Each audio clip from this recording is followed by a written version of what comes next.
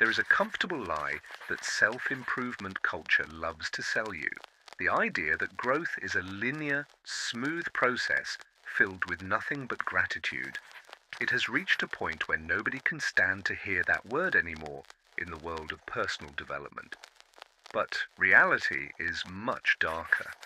For Abraham Maslow and the giants of humanistic psychology, self-actualization, the state of becoming everything you are capable of being, rarely happens at a climate-controlled meditation retreat or during motivational speeches filled with shouting and grand gestures. Most of the time, it is born in the rubble. Extreme suffering is not just an obstacle. For many, it is the greatest catalyst capable of cracking the shell of a mediocre life.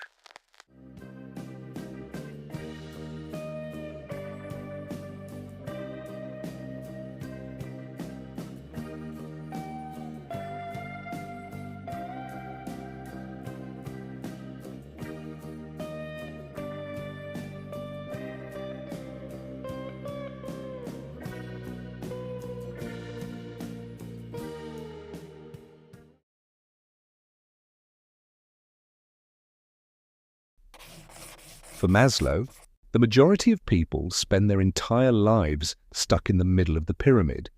They are too busy protecting their small sense of security or begging for social esteem. You act because you are afraid of losing what you have, but extreme suffering, whether it is a devastating loss or a terminal illness, does something terrible and liberating. It implodes the base of the pyramid. When you lose everything that gave you security, the need for approval from others dies instantly. Who cares what the neighbors think when you are struggling to find a reason to keep breathing? Suffering clears the noise. It removes what Carl Rogers called the false self. Without the safety to hide, you are forced to confront your real self.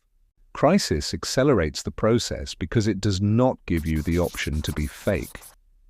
At rock bottom, authenticity is not a choice. It is the only survival tool left. Many know Maslow's concept of peak experiences, those moments of ecstasy and clarity. But he also studied the opposite, the Nadir Experience. The nadir is the lowest point, the moment of total desolation. Paradoxically, the nadir can have the same effect as the peak. It disorients the ego in such a way that the old psychological defenses simply stop working. This is where Viktor Frankl comes in. He survived the concentration camps and realized that, under extreme suffering, man reaches what he called the last of the human freedoms. The ability to choose one's own attitude in the face of any given set of circumstances. Frankl observed that those who found a will to meaning, did not just survive. They underwent a spiritual mutation. They moved out of deficiency motivation and straight into being motivation. They were no longer seeking happiness, but rather meaning. Let us be direct. Suffering does not make you special. It simply makes you real. Erich Fromm argued that most of us escape from freedom because freedom requires responsibility. Extreme suffering cuts off the escape routes.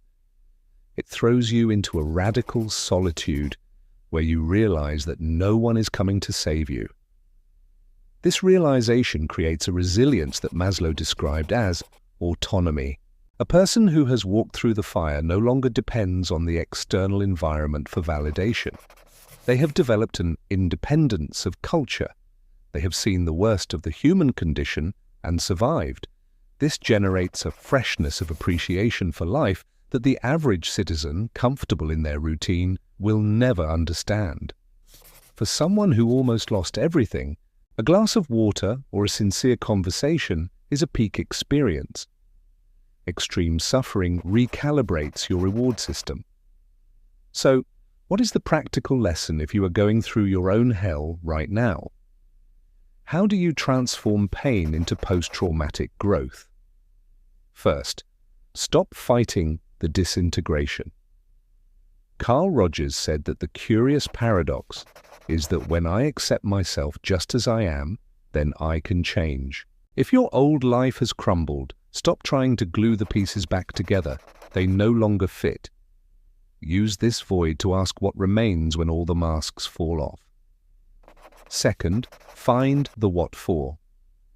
Viktor Frankl taught that suffering without meaning leads to despair, but suffering with meaning leads to transcendence. Do not ask, why did this happen to me, but what am I going to use this for? Self-actualization requires you to turn your scar into a navigation tool. Third, own your radical solitude. Erich Fromm knew that real strength is born when we stop running from ourselves. Use this isolation forced by pain to build an honest relationship with your own soul. The top of the pyramid is lonely, and suffering is merely the training to handle the altitude.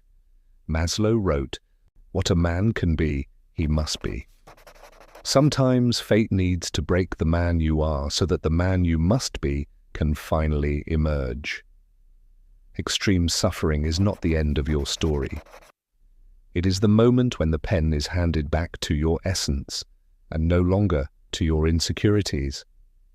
If this punch of reality helped you in any way, click the video appearing on your screen right now